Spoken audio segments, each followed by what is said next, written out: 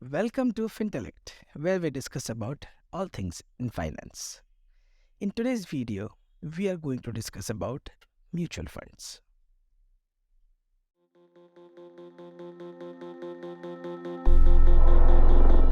Now, before we jump into the technical details of a mutual fund, let us understand the simple analogous example.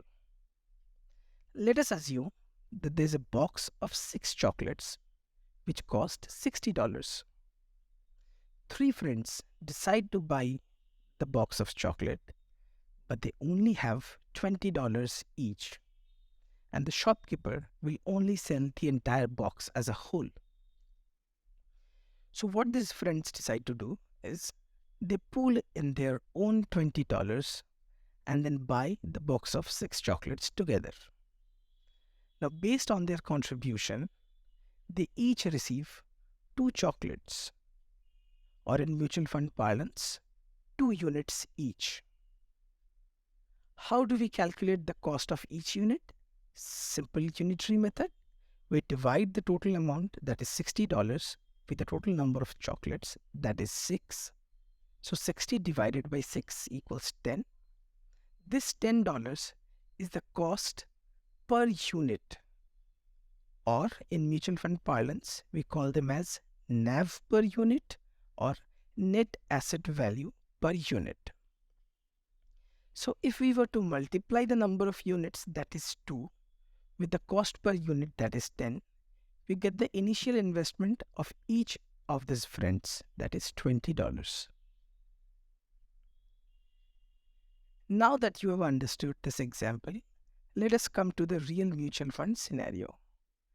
There are mutual fund companies.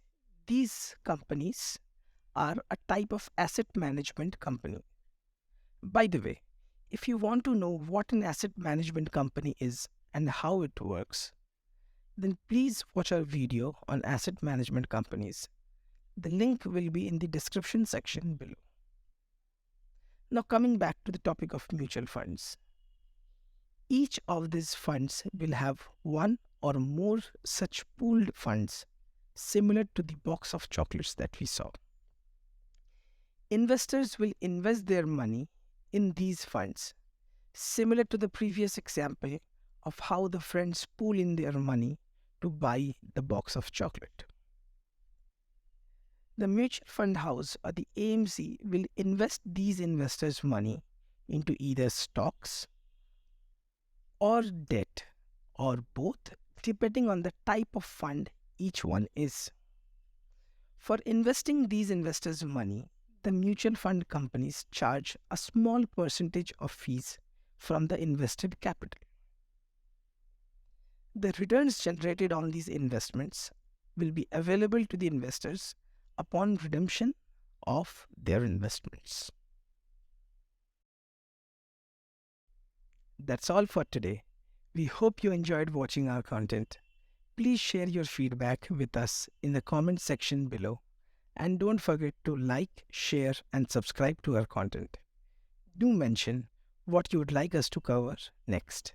Till then, thank you and stay safe.